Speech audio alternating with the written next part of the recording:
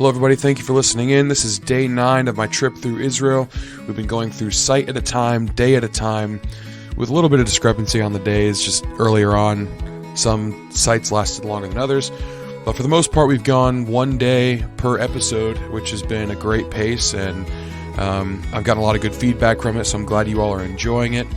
Today, we are going from the region of Galilee into Jerusalem, which was very exciting for everybody, but we did have one site left to see in the Galilee region, which I was very excited about.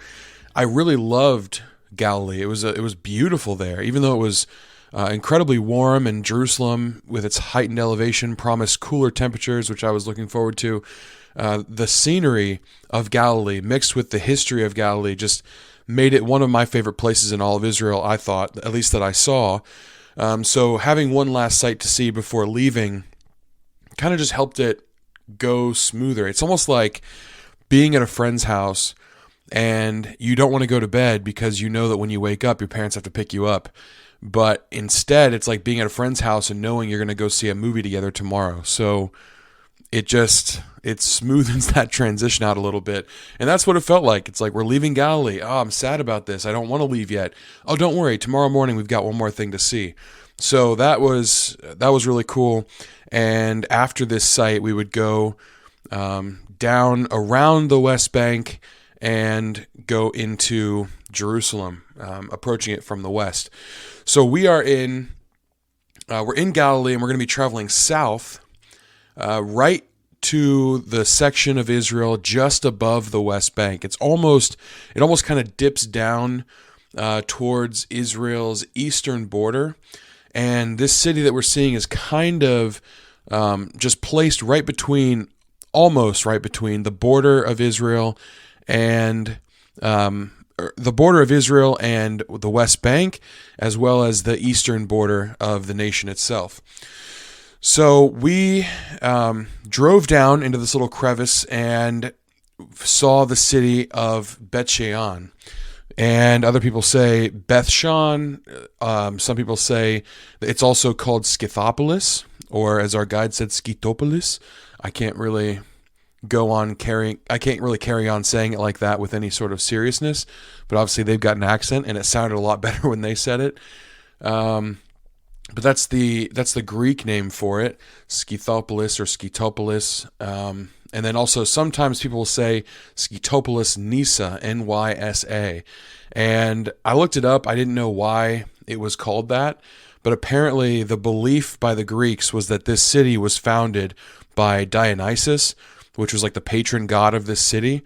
And they named it after Dionysus's wet nurse in their mythology, which was Nysa or Nisa.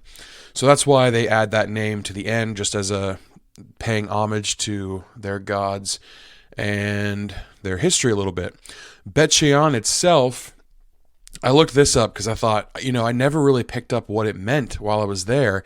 I know Bet or Beth means house, like Bethlehem is house of bread. Beit She'an or Beit She'an is, there's kind of actually a couple different meanings.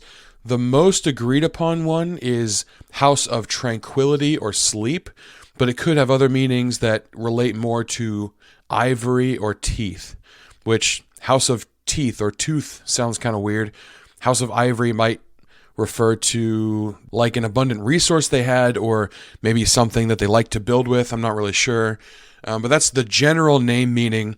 The most important part, the thing to know most about Beit She'an, in my opinion, and the thing we kind of focused on most, actually the two things we kind of focused on most while we visited this site, is that this is the site where you have the most well-preserved Roman ruins in all of Israel. So, you read in the New Testament that Rome was over Israel for quite a bit of time.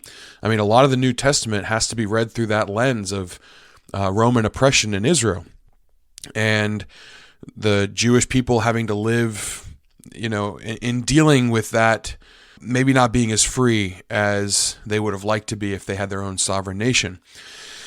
And so, that being said, though, in most of Israel, you've got a pretty good representation from every cult. I mean, they call it the crossroads of the world, and you can see that in the buildings there and the architecture and what's been preserved.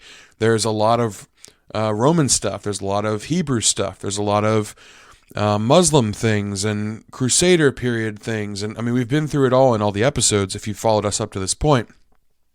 But here, it's really, really predominantly Roman, and the archaeology here is so well preserved that walking through this city, at least the ancient portion of it, really feels like you're walking through an ancient Roman city. I mean, it felt like being in Europe and walking through Roman ruins.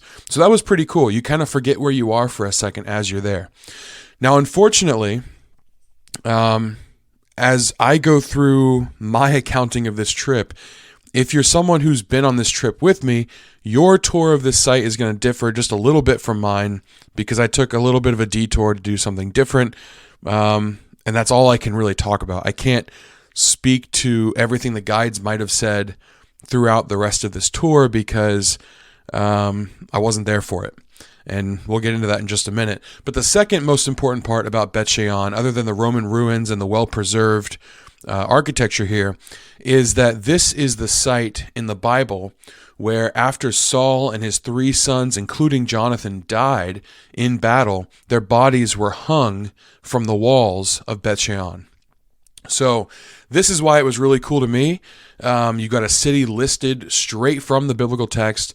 You've got an incredibly important biblical figure, or 2 of them actually, Saul and Jonathan, being listed in relation to this city. Obviously, they weren't like living here.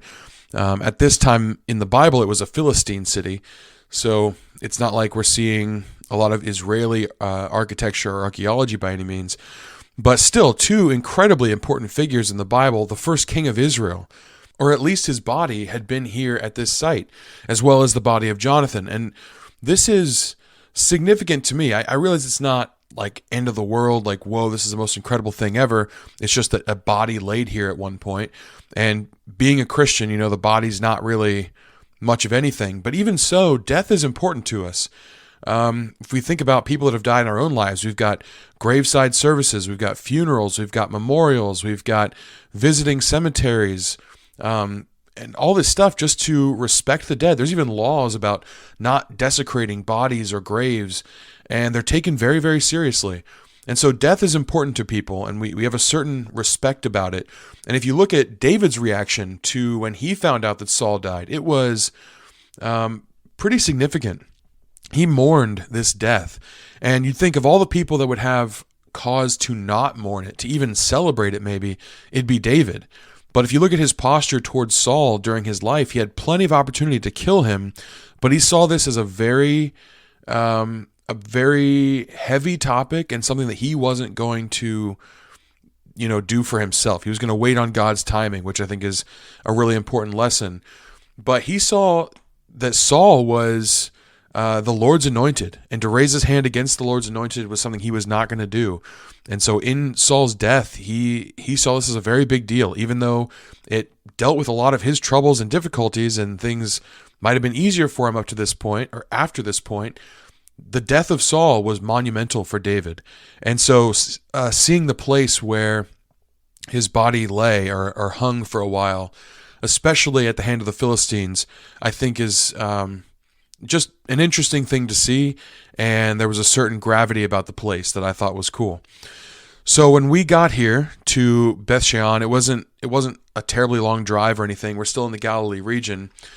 We get out, and first we pass through the modern city of Beit She'an, which is something that is worth noting. A lot of these places, you'll go and see the ancient city, but there's also a regular, thriving city happening at the same time.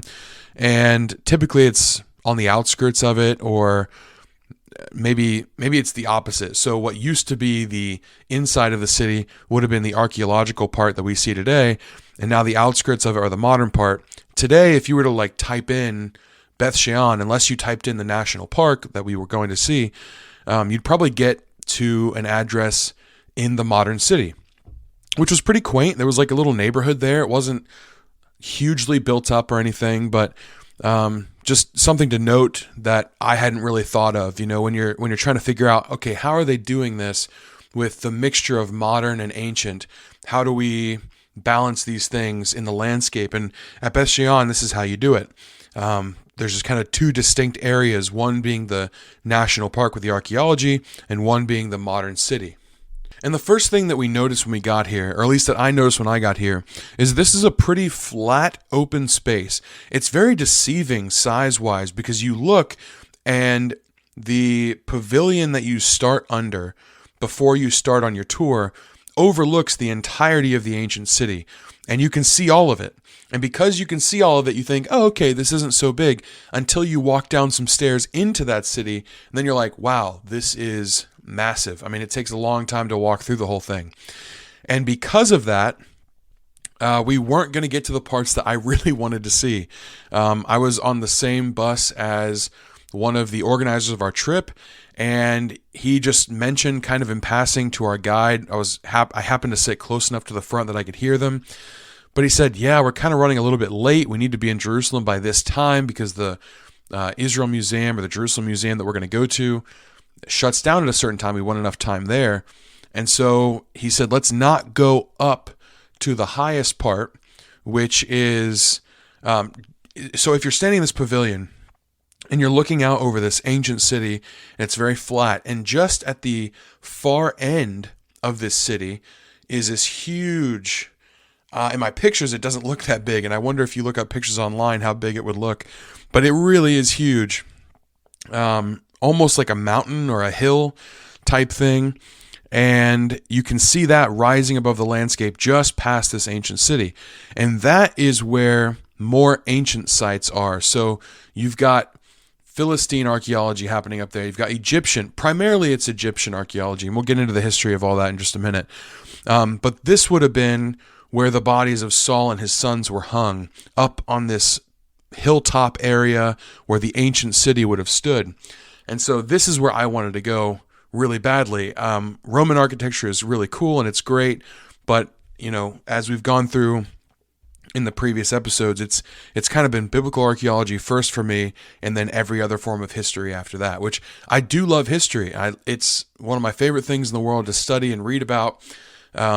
But there's just an ordering of things that I tried to stick to as best I could while I was in Israel. And so it takes a long time to get up this hill or this cliff rising mountain face thing.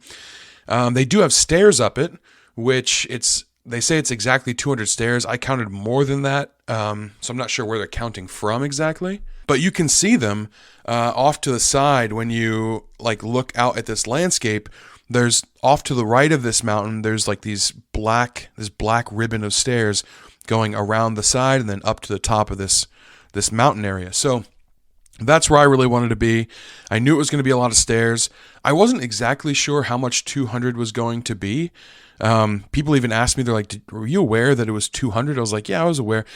It actually, it was a lot. I'm not going to say I wasn't tired by the end of it. I definitely was. But it wasn't as much as I had thought. It's kind of a valuing thing where you're like, do I know what it takes to climb 200 stairs? And I didn't. And I almost wanted to brag about it afterwards. Yeah, man, I made it up 200 stairs. But really, a lot of things are 200 stairs, especially in Israel. Even at Herodium, which we had just been to a couple days prior to this, when we were in the northern portion of Israel that wasn't Galilee, we went up I think it's 190 or 200 stairs just to get to the top of the the fortress there, and we just didn't know the number that it was, so we all climbed up there. No one, we complained a little bit, but it wasn't that bad. And so when I heard it was 200 stairs, I was like, oh man, that's huge, not realizing I had just done it a couple days before. And yeah, so it wasn't really that huge a deal, but whatever it took, I wanted to get up there. And sometimes the fact that it does seem like a bit of a climb kind of makes me want to do it more. You want to say yeah, I did that. The problem is with a lot of these places, I was really disappointed because some of these places have options to climb, and they have some options where you can take more modern conveyances up. We'll talk about that later when we get to Masada. But a lot of these places, like, I wanted to climb up there. I know I can do it, and I'd like to be able to say that I did it.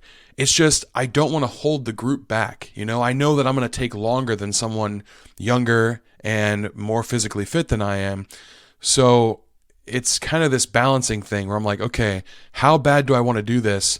And if I break away from the group, is anybody going to notice? Or what if I still take longer than I think I will and I make people fall behind or have to wait on me? I was kind of terrified of that. But as soon as we got there and it was like determined we're not going to go up to the top of the mountain here, I was like, all right, well, that's definitely where I'm going to go. So I want to talk a little bit about the mountain, about the city itself. Originally, this was in the land of Canaan and was taken over by Egypt. This was kind of an area of operations for Egypt. And so they built things up here. There's a lot of Egyptian ruins up at the top of this mountain. And Egyptians were good builders, So even later, when the Greeks came in and the Philistines, it was like a lot of that stuff was maintained because tearing it down would have been more trouble than it's worth, especially because you got to climb this huge, mountain, and they didn't have any stairs to get up there either. So when the Greeks came in, and they saw this, like typically what you would do is if you're going to take over a place, even if it's been abandoned or whatever, you're going to go to the highest point you can. You're going to build there because that's the easiest to defend. But here, they looked at it and they thought, all right, this is like way too steep. I don't think we're going to be attacked here. So they just left the city on top of the hill and built at the bottom. And that's why you kind of have this old ancient city at the top of the hill and this newer ancient city at the bottom of the hill. Previously, we talked about Hatzor, which was another archaeological site we went to. It also had a mountaintop city and a base level city. The difference is they started at the mountaintop, and then the city became so big that they had to expand, and it had to kind of flow down the mountain, and that's why you have civilization at the bottom of the mountain as well. Here, it was just too steep of an area. They're like, it's just not worth bringing all these bricks and stones up to the top to build there, especially when there's already stuff up there that's very usable. And so they started out, the Greeks did, building at the base of this mountain rather than at the top. And what that's done is actually really help in preserving some of the more ancient archaeology that's at the top of this mountain. So that's really cool.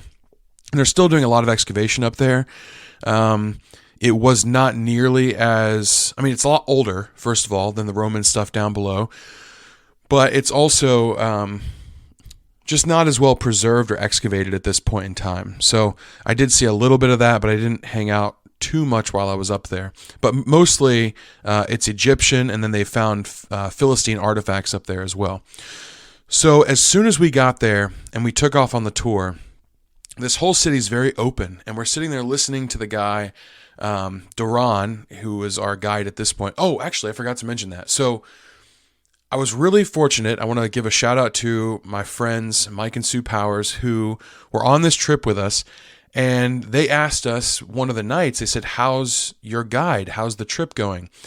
And really, our guide was Oren, and I really liked him. As a person, he was just such a kind human being and just spoke with a level of meekness and respect for people that I really appreciated.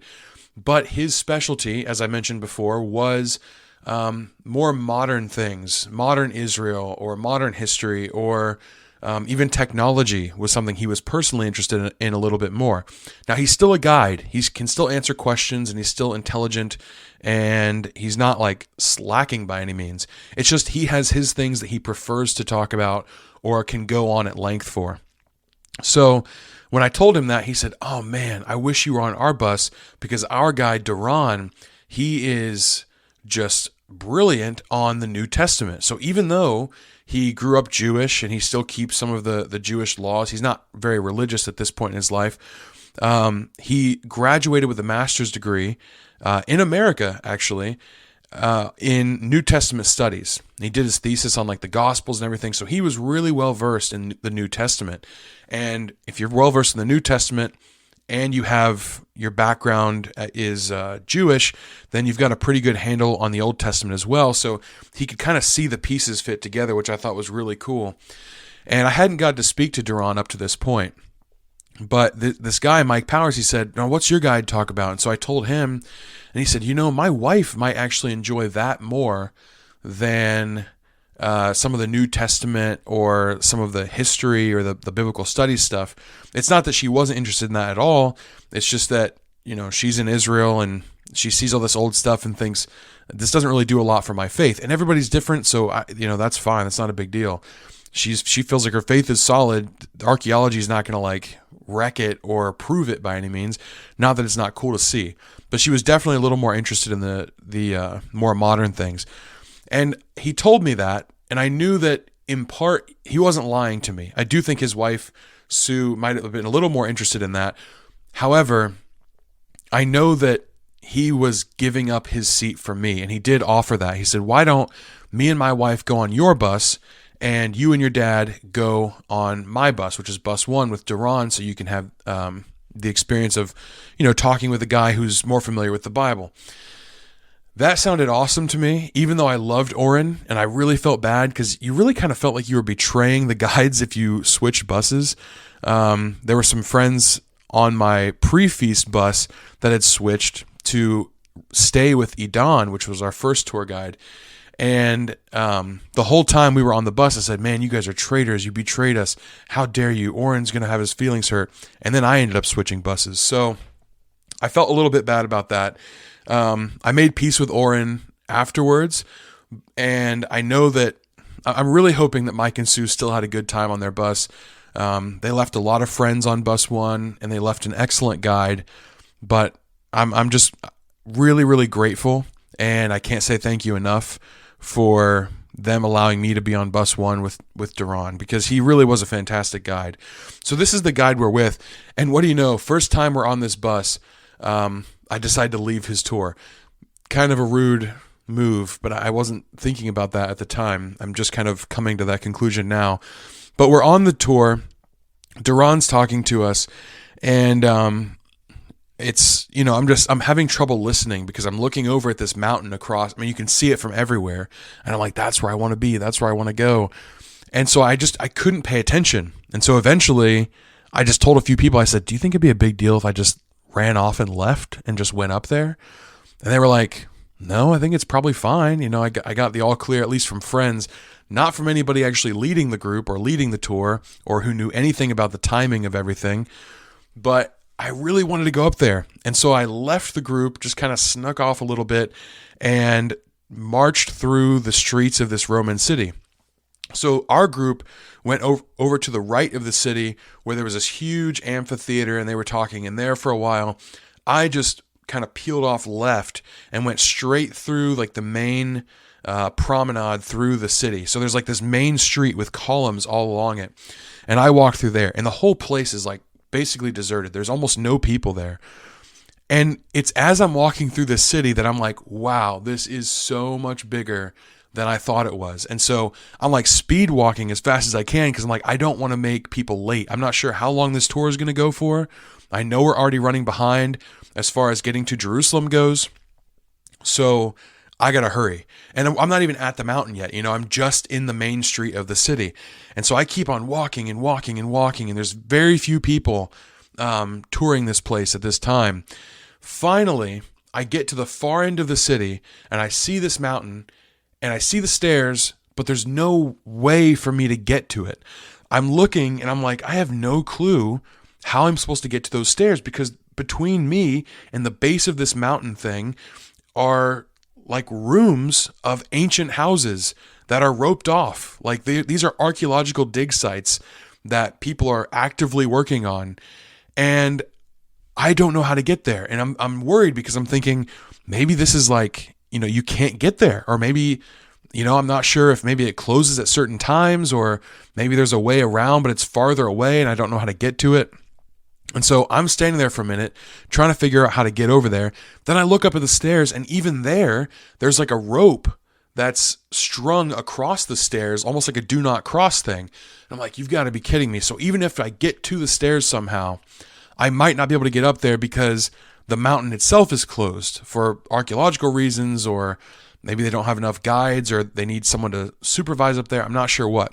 So I'm freaking out. I'm not sure what to do. And out of nowhere, this guy starts walking down the main road towards me. And I'm like, oh man, you've got to be kidding me. Turns out he's just a tourist like I am, but he's from Israel. He's from the area. And I don't know, the odds of him speaking English weren't super high, but I thought I'd give it a try anyways. I said, do you speak any English? He said, a little bit. I said, okay. I said, how do I get up there? And I pointed up to the mountain. He said, oh, it's closed. I'm like, oh man, you've got to be kidding me. He said, well, I think it's closed. I don't really know. And I said, oh man, does it open at any certain time? He actually spoke a lot better English than he gave himself credit for.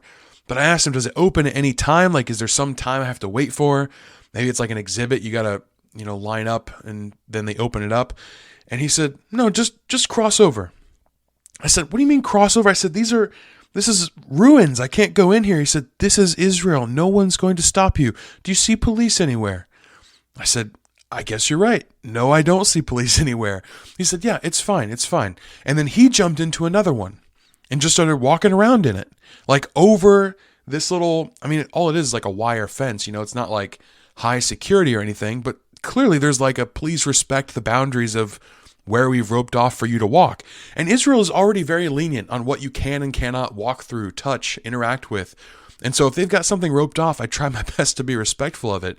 But this guy jumps down into one of the houses and he says, come on, he waves at me. And so fine, I jump down into another one, climb up out the other side, and finally I'm at the base of this mountain, but still there's this rope. This guy just unhooks it for me and hooks it onto the other post. He says, now you can go up. I said, oh man, thank you so much. I'm not sure how loud this was, but he seemed to be very confident about it. So I start going up these stairs. What I didn't know is that these stairs go from the base of the mountain all the way off to the right side of the mountain. And they start out very long and shallow. So they're like not very tall steps, but then you've got to take like 2 or 3 steps in between each one. And those go all the way around the side of the mountain. And then you start on this set of more regular metal steps leading up to the top. And so maybe that's like they're not counting those steps because those did go on for quite some time. They're very irregular. You had to kind of watch where you were going. But finally I made it to the base of the actual steps that lead up to the mountain. And I'm terrified that I'm running late because I'm already, I was already stopped at the bottom, stopped at the stairs, stopped everywhere along the way. And I look back into the city trying to see my group to see, okay, well, if they started on this side, maybe they're going to work their way back to the other side, and I'll know roughly how much time I have left. And stupid me, I didn't check the time when I left to see how much time I was taking. And in the end, this did not end up being a big deal at all. But I go all the way up these stairs, and I'm like, I was tired. I'm not going to lie. It was hot. It was humid. I had already walked through this whole city super fast without seeing anything. And I was already stressed because I wasn't sure I was supposed to be here even. I was afraid I was going to get caught. But I walk up this mountain, get to the top, and I'm so glad I did because, wow, it was incredible from up there. It was cool to see the whole city from where you were at the front of the park itself, at that little pavilioned area. But from this mountain, you just get such a better view of everything, the layout of the whole thing.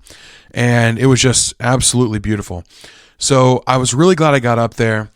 Finally, I got a little pinch of dirt, put it in my Bible, right at the spot where Saul is hung, which in your Bibles is in 1 Samuel 31, in verse 8. Let me see. Yeah. So in verse 8 it says, the next day when the Philistines came to strip the slain, they found Saul and his 3 sons fallen on Mount Gilboa. If you remember from a few days before, we saw Mount Gilboa from Mount Carmel. There was one of those plaques that listed all the mountains that were around. And this is where the final battle with Saul, where Saul ended up dying was. And then in verse 9, so they cut off his head and stripped off his armor and sent messengers throughout the land of the Philistines to carry the good news to the house of their idols and to the people. It's crazy that they say that's good news. It's like we think of preaching the good news and it's good news for everybody. This is just good news for the Philistines. But in verse 10, they put his armor in the temple of Ashtaroth, and they fastened his body to the wall of Beit She'an. But when the inhabitants of Jabesh Gilead heard what the Philistines had done to Saul, all the valiant men arose and went all night and took the body of Saul and the bodies of his sons from the wall of Beit She'an, and they came to Jabesh and burned them there. And they took their bones and buried them under the tamarisk tree in Jabesh and fasted 7 days. So I would read that before and have no idea what I was looking at. And now I realize to get the bodies of Saul and his sons back, they've got to sneak through this city that's at the base. Then they've got to, actually, sorry, there probably was no base city at this point in time, but they've got to sneak underneath this city without any of the guards seeing them. And remember, they're up high, so they can see for a long way away. Sneak under the cover of night, crawl up the top of this mountain, get to the very walls of the city, then remove their bodies, and then come all the way back down.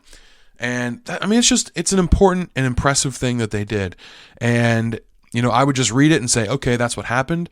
But now I have a respect for how it happened and exactly how much effort and energy it took to do it. When I was up there, like I said, I did see a few archeological things, a few walls, and I took some pictures of them just in case they happen to be the ones that Saul and Jonathan were hung on, but probably that's not the case. These are probably later built walls. So I came back down. I was only up there for a few minutes, and I came rushing back down the mountain. I wish I had stayed up there longer. If I had known how much time I had left, I would have stayed up there quite a bit longer. But I rushed back down because I wanted to meet the group. I didn't want to be late. And finally, I go back down the main street of this city, trying to take pictures as I'm walking, and I meet up with my group. And some people of the group, it was a big city, and so some people of the group went back to the pavilion area and just sat and waited. And so I went up there. I figured, okay, they haven't left yet. I'm just going to go sit there and wait for them because I don't know exactly where all of them are. But I did meet up with some of my group there, and they're like, oh man, that didn't take you very long. I'm like, oh, you've got to be kidding me. I thought I was up there.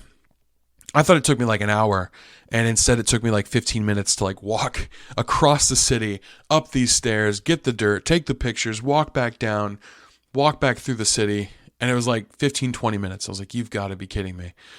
So I was a little upset with myself for not keeping better track of time, letting my fear and anxiety get in the way, but I was really glad I got up there. The worst part of it was other groups that walked past. They took the whole tour of the city, and then they walked past the mountain, and they didn't get the memo that they weren't allowed to go up there. So their guide said, yeah, you can go up if you run. We have enough time, but you have to be very quick. And so I didn't have to leave the group at all. I could have just gone up quickly. The thing is, I wasn't taking into account that it's a lot different to say a few people that want to go up can go up really quick versus let's take the entire group of people up, whether they want to or not, especially with older people who have to go a little bit slower. That's a totally different story. So we had plenty of time for a few people to go up if they wanted to, not plenty of time for everybody to go up and cycle through the whole area. So I understand the general statement of we don't have time. I just wish I had thought a little bit more critically, because then I could have toured the city and gone up to the top. And that was a little bit frustrating. Something that I learned, though, that was really cool is that at the top of this mountain area, there's a tree. And the tree is still standing there. And if you've ever seen the movie Jesus Christ Superstar, if you haven't, I recommend it. Often Christians will say, well, that's very sacrilegious. I don't like to see movies like that because it makes fun of the gospel story. Absolutely, it does not. It is a great movie. It's kind of a rock opera, so you kind of have to be used to that a little bit, or at least overlook the types of music you don't really love. But it's the story of the gospel, or the ministry of Jesus at least, and leading up to his persecution and death, told kind of through the eyes of Judas Iscariot. And I know we don't have a lot to go off of biblically, and so it does take a lot of license, but it is at least, I don't think they do anything like sacrilegious or evil against the Bible. They're not making you think that the Bible says one thing that it doesn't. They're just offering a different perspective or a different viewpoint. So it's actually a really nice movie. I don't think anybody that would watch it critically would have a huge problem with it, especially knowing that they're not trying to preach biblical truth. They're just trying to tell a story through a different perspective. But up there on the top of this mountain, there's this tree, very crooked, jagged, bare tree. And this tree was the same one they used in the movie Jesus Christ Superstar, where Judas Iscariot hung himself. Now, in reality, this happened in Jerusalem at the Valley of Megiddo, off to the southern side of the temple. At least that's what the text seems to indicate. But anyways, this is what they used in the movie, and I like that movie, so it would have been cool while I was up there to take a picture with that. But for one, I didn't know anybody else was coming up, so I didn't get any pictures of myself up there, because I didn't know people would come up to be able to take pictures. And two, I didn't know how long I'd have. And three, I didn't know this information before going up, because rather than wait and hear people out on everything, I just rushed to the top. So there's a lesson there, but in the end, I'm glad that I did it. Afterwards, not only did we have enough time for people to go up to the top, afterwards we stayed at this same place underneath the pavilion and had like a sack lunch for about an hour. So, and that took me about 10 minutes to eat. It was like a sandwich and like an apple. So it wasn't bad. I'm not complaining. It was perfectly fine. It's just like, it wasn't like we were sitting down and ordering food. It was a quick lunch. So I had a lot more time than I thought to explore, and I wish I had taken it, but I just simply didn't know. After this, I was tired. I had walked properly that day, and I felt good. I had seen something that was cool. I was excited about having been there, excited about adding some more dirt to my Bible at the section of the Bible where it happened. And I was excited about going to Jerusalem. So all trepidation about leaving the Galilee region was gone. I was ready for Jerusalem. We got back on the bus, and we had a long drive after this point. It was a couple of hours. And as I was preparing for this episode, I was trying to think of our route, because the drive seemed so long. And remember, we're north of the West Bank, but kind of tucked away in between like the eastern border of Israel and the border of the West Bank. It's kind of in this little crevice area. And so we would have had to go north and then around the West Bank and then back into Jerusalem. So it's kind of like making a C shape on the drive. So I thought that's what we did because the drive seemed so long. But really, now that I'm thinking about it and looking at a map, we must have gone straight through the West Bank. So just immediately south.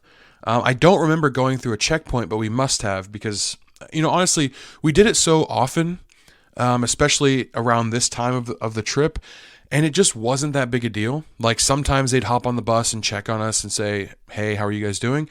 But for the most part, cars were going through pretty quickly, and it didn't seem like this big thing where they're pulling out people and searching them and nobody's allowed through. I mean, now that's probably the case because of all the conflict going on there.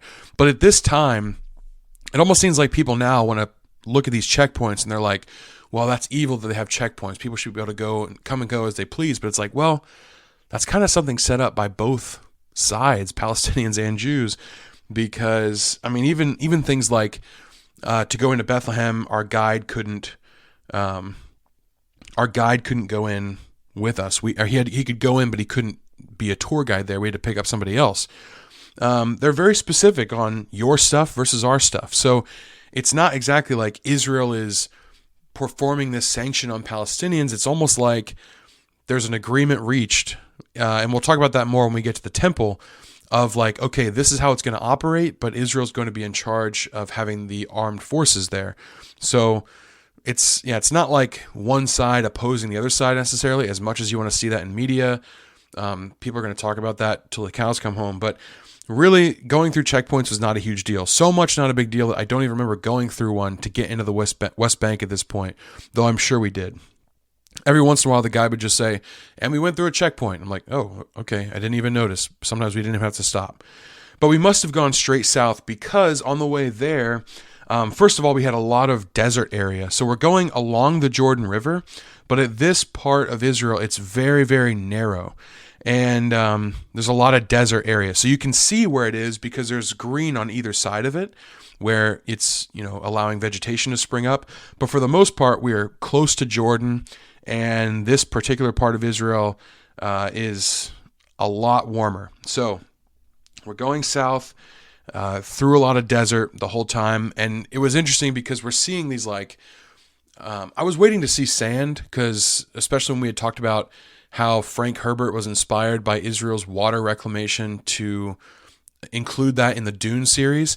I was like, okay, I want to see some sand dunes and stuff. We never really saw that exactly. The closest we would come was when we went to Jordan. But it was at this place, it was like, wow, this looks pretty dead. Not a lot grows out here. And we started to see like Bedouin shepherds on the road and a lot more red and orange color in the landscape as opposed to like palm trees. And it's just a very, very much a varied topography here, and as well as geography. So it got really dry before we ascended into Jerusalem, and we actually passed by Jericho, and that's how I know that we must have gone through the West Bank, because Jericho itself is in the West Bank. So we didn't stop at Jericho, which was a shame. I really hoped that we would, and I think it was tentatively on a schedule based on what kind of conflict was going on. There's certain areas that are like, this is a little bit more sketchy, and this one's not so much. Our guides didn't seem to be worried either way, but the people that were leading the tour were like, well, we just want to be safe. So we did pass by Jericho, and our guides pointed it out, and that makes me know we went through the West Bank and then approached Jerusalem from the east going into the west. And so that's how we got to Jerusalem. And it was awesome because as we're heading in, our guides are talking to us and explaining like some of the trips that it takes to get into Jerusalem, whether it's Jesus coming in or even like David coming in at certain areas. And it's just like we're ascending. We're at this super low elevation. It is hot here. It is humid. We're right between Jerusalem and the Dead Sea. And they're like, see how arid it is here. But as we ascend, it's like going into life almost. And the temperature will drop significantly because we're going from basically the Dead Sea, which is like one of the lowest elevations ever, which also makes for a very hot place. And then we're ascending not only to neutral ground, but above sea level as well. So it's quite a significant ascension. Walking it would have been absolutely miserable, at least for me. But this is what they did to ascend into Jerusalem like they did in the Bible. So that was really cool.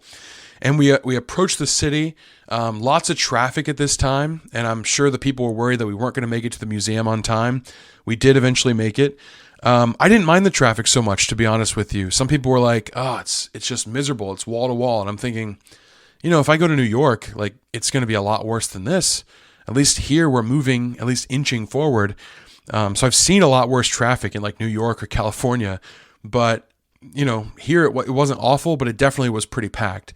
And then we went through this tunnel, and off to the left, when we broke through this tunnel, it kind of reminded me of like a city version of going to Yosemite. I've seen those videos where they go through a tunnel and then boom, everything opens up into this beautiful natural park, and the sun is shining just even more perfectly than it was before, and the trees look beautiful, and there's waterfalls. This was like this, except the city version. So you go through this tunnel, and then boom, there's this shining city, and it's jam-packed everywhere. I mean, oh man, the thing that's always impressed me is you read the Bible about the disciples bringing Jesus up to a high place to look down on the city and show him and point out the buildings of the temple. And now you look down, and I've seen the pictures, right, of like the Dome of the Rock, and I'm like, yeah, it's like one tiny little golden roof amidst all these lesser buildings, but it's just like, how do you differentiate anything? How do you pick anything out? How do you know where the temple was versus where it wasn't? How do you know where Old Jerusalem was versus where it wasn't? And I was still impressed by this when we came in. I had no orientation of anything going, like I could not tell where on earth we were besides seeing that little golden point in the midst of all these hundreds and hundreds of buildings and streets and cars. And I mean, it was very overwhelming.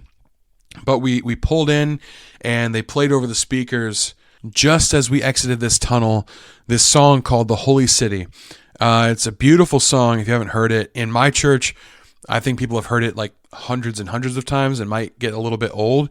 But to hear it while you're seeing the Holy City, it really was something. Unfortunately, on our bus, the speaker wasn't working, or the Bluetooth wasn't working, so they had to play it over the tour guide's microphone through a phone. Instead, I just put in my headphones and looked it up on Spotify, and that worked a lot better. But everyone from each bus heard this song. We played it at the same time, and it was just a really very cool moment. I think most people had tears in their eyes, especially some of the older people that, this is a faraway place, and it's a place we've read about and a place we know about, and we're waiting for the New Jerusalem to come. And so all this stuff kind of just comes together into one moment when you see it for the first time, and you're like, wow, this is impressive. This is the place we've heard about. Now, with this disorientation that I was feeling, I was really glad for our next move, because we were going to be going first, before we even got to the hotel, we were going to be going to the Israel Museum. Now, typically when I go to museums, the thing that I want to see is the history, the archaeology, the real artifacts, the things that connect me with an ancient time. But this is not the thing we're going to be doing first. First, we're going to be doing basically the thing that I almost never want to do when I go to a museum, and that is looking at a model. But this model was incredibly helpful. It was a model, scale model of ancient Jerusalem, and it was absolutely amazing. I mean, it was huge, not just like in a glass display case. This thing was outside, and I just looked it up. It's 1,000 square meters big, and it's a 1:50 ratio of the ancient city. So it was just, it's very clear to see. You can walk around the entire thing and point out different things. We could have spent a lot more time there, honestly. But I think it was a good start to get us oriented. And it was a request from some of the tour handlers, the people that had set up the tour for us, to our guides, that we stop there and just orient ourselves to the directions of the temple. Because even though the temple's not standing today, a lot of like the Temple Mount itself is still oriented the same way, and obviously cardinal directions are still the same, and the city of David is in the same place. And so it was really helpful to be able to go, and you've got a ground level around this model, and then there's also like an upper deck that you can go and stand on to look down over top of the whole city.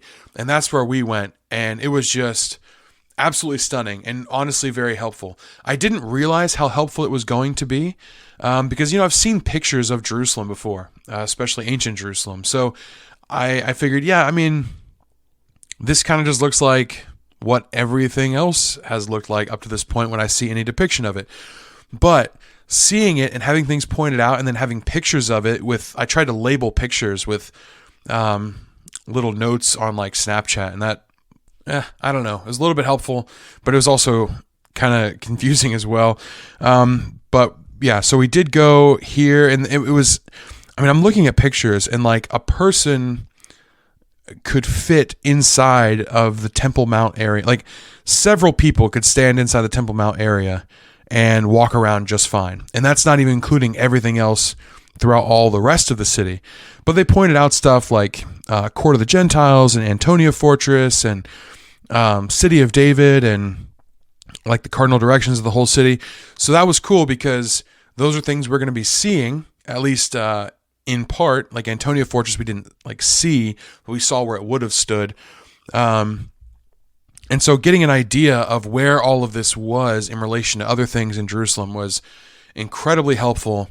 And it's something that if I had known how helpful that was going to be to my study of the Bible, I probably would have studied those pictures a little bit closer, because really this was a cool construction, but I can get the same thing from like artist illustrations online. I just didn't realize how an understanding of the whole layout of this place would give me a clearer picture of what's happening in some of these sections of the New Testament where the temple is talked about, or where Jerusalem itself is talked about. So I recommend, if you have, any inclination towards maps at all, to, look up some of these illustrations of ancient Jerusalem and just familiarize yourself with the directions and the different porches and the different gates. And it's really helpful. And the only reason I was able to have it sink in for me was because we went from this tiny model to the life size, and they kept referring back to it, and I had the pictures as well. So after this, we went it was kind of rapid fire, to be honest, after this point. And I can't go through the whole museum with you and just point out every little artifact, especially that I took pictures of. But I will go through some important ones. The first thing we saw was the place where they keep the Dead Sea Scrolls. Incredibly important area. I'm not going to go through the whole story of the Dead Sea Scrolls, but essentially a Bedouin shepherd boy was throwing rocks and threw one into a cave, heard some shattering, and there were scrolls that were so ancient that they predated our understanding of some of the oldest texts we've had of the Old Testament. And so it just is very affirming that we have the correct text for our Old Testament documents, or the Hebrew Bible. So we went there, and that was really neat. Very dark in there, hard to see. And then, for me, I'm looking at things that aren't facsimiles, but are the originals. And so that kind of it almost leaves me not appreciating what I'm seeing, even if it is a facsimile.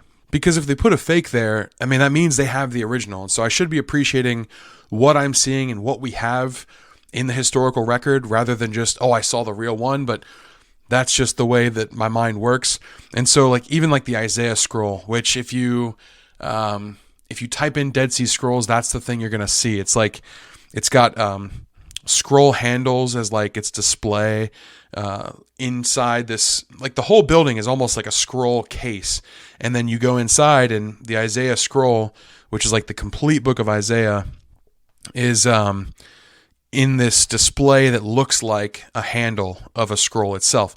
And so it's cool for sure, but it was a facsimile that they had on display at this point in time, because it's just gotten so old and they don't want it disintegrating even more, especially with more and more pictures making the ink fade. So they've got a facsimile there. So I had to take a picture in front of it, because that's what you think of when you think of Dead Sea Scrolls, but it wasn't the real thing. They did have several real ones though, which was cool to see, especially being in the land where they were found.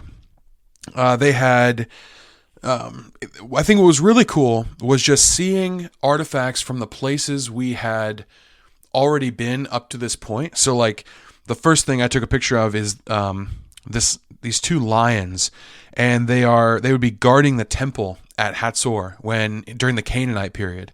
And so it was cool, because okay, I can picture where the temple is at Hatzor, and I can picture these standing in front of it, and it just kind of makes those places come to life even more. And that's really neat. There's also the oldest, I talked about it in a previous episode, the oldest archaeological proof of David from Tel Dan. And it's a king writing saying that he had vanquished a certain tribe of the house of David, or a certain army from the house of David. There's also text in stone. One of them I took from Isaiah 6 verse 1. It just is an inscription that says, "In the year that King Uzziah died," or Uzziah, depending on how you want to say that. And I just thought that was interesting, especially having taught the book of Amos last year. King Uzziah was during his time of prophesying as well. So that was a particular interest to me. And really a lot of this museum, a lot of the artifacts, there's a whole Canaanite section, but then all the ancient Israelite section, it's just proof after proof after proof of the text we have in the Bible being accurate, and the different ways it would have been utilized.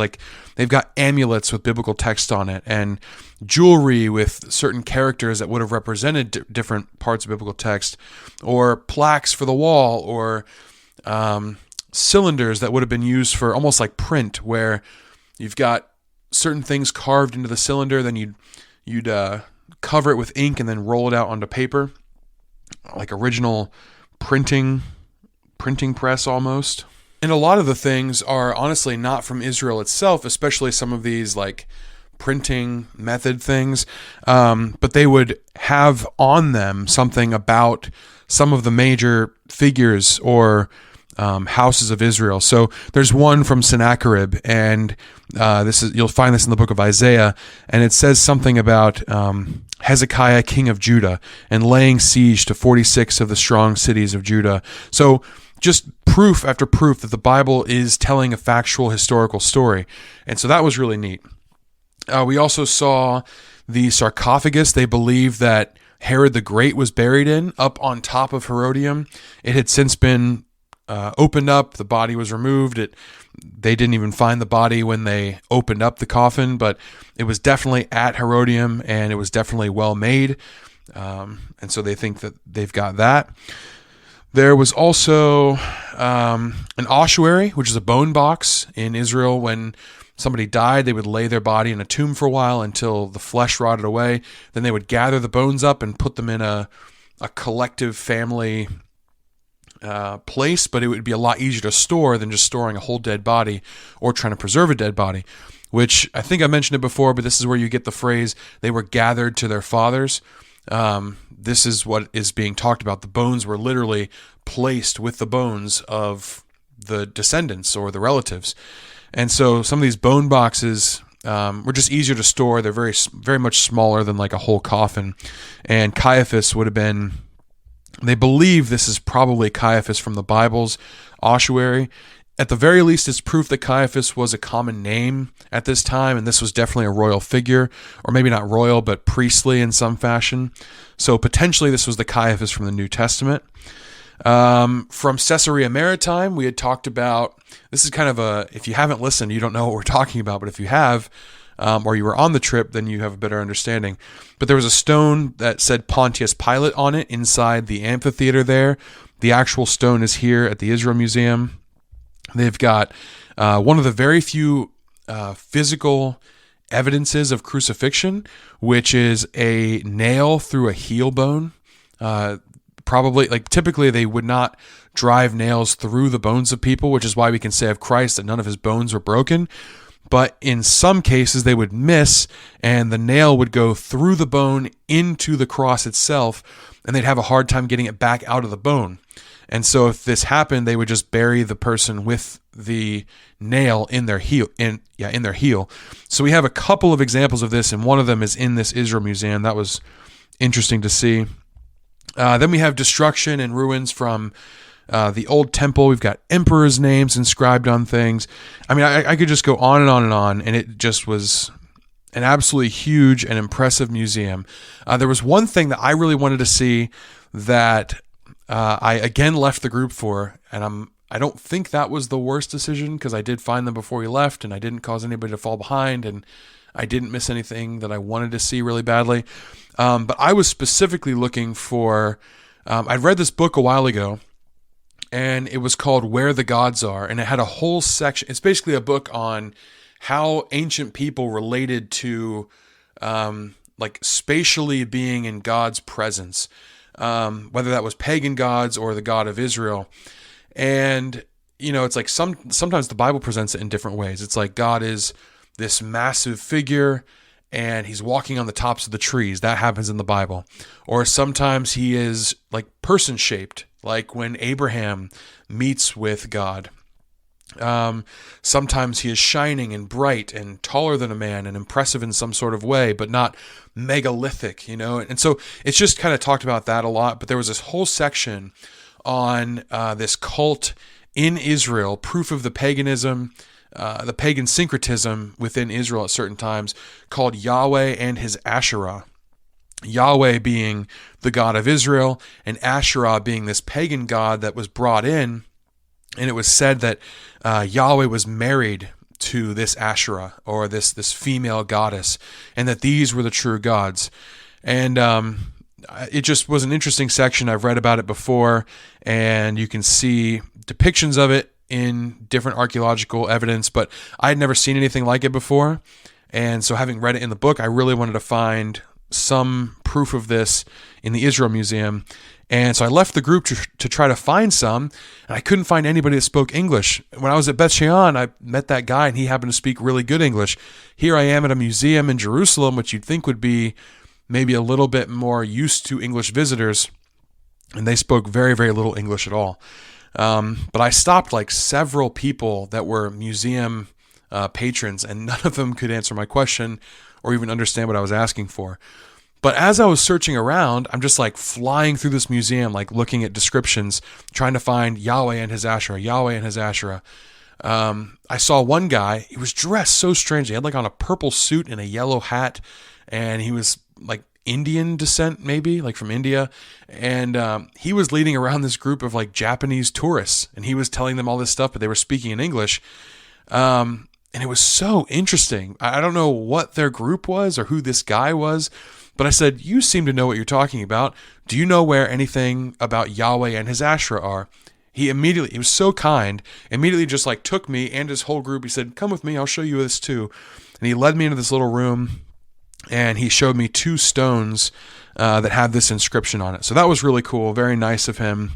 And it was just such a random encounter after not having seen someone who spoke English in forever, suddenly coming across this like very flamboyantly dressed guy that seems to know everything about the Israel Museum, despite seeming to be of a totally different place, and leading people who seem to be from a very different place, but both of them speak English. It was just a very confusing thing, but I was glad I found him because I did finally see this thing that I was hoping to see in the Israel Museum. After this, the last thing we did was just go back to our hotel, or not back to, for the first time we went to our hotel. And this was nice. It was a long day. Even though a lot of it was driving, we had a couple hours in the bus. It was nice to get back to our hotel. Unfortunately, this hotel in Jerusalem, it was another Dan Panorama hotel, which was like the first one we had stayed at in Tel Aviv, like the same brand of hotel. This one was a little bit... The hotel itself was very nice, but the rooms individually, I seem to think they were a little bit smaller and a little bit less ideal. Like I walked in and the beds were like right next to each other, like literally pushed together. And I was like, all right, I'm going to separate these out so my dad can have his own bed. And they were just very narrow. But I didn't care. Honestly, I was like, I didn't know what to expect as far as hotels went. We could have been staying in a mud hut and I would have been like fine with it, just because I was glad we were in Israel and now we were in Jerusalem. So this was like, maybe of the hotels we stayed at, it was probably my least favorite. But of hotels I stayed at normally, like in my everyday travels or wherever, it still was very nice. I just got back a few weeks ago from... we have an event in our church called the Winter Family Weekend where people get together in Cincinnati. It was in Hamilton, Ohio this time, but I stayed at an Extended Stay America, and man, it was gross. Like it was really, really bad. It smelled awful. I checked for bugs and there weren't any, so that was nice, but it just was stinky and dirty, like visibly dirty. So that was not nice. So I'm not in any way saying anything bad about this hotel in Jerusalem, because it was very nice by any other standard that I normally have for hotels. But the other two just seemed to be a lot more comfortable to me and a little bit more spacious. So I appreciated that. But it still was a beautiful hotel and a nice place to stay. Everybody was very kind there. So we were glad to be back in our rooms. The day after this, I'll save for my next episode, but we finally got to walk around Jerusalem a little bit. Got to go to the Garden of Gethsemane and see the gates of the temple from the outside, or the gates of, rather, the Temple Mount from the outside, the retaining walls, and some beautiful churches that I can't wait to tell you about. So also the Wailing Wall, oh man, that was incredible. So we've got a lot to talk about next time. Jerusalem is jam-packed. There's a lot to say about it. And so I hope you're excited for that. And until then, thank you very much for listening, and I'll see you guys next time.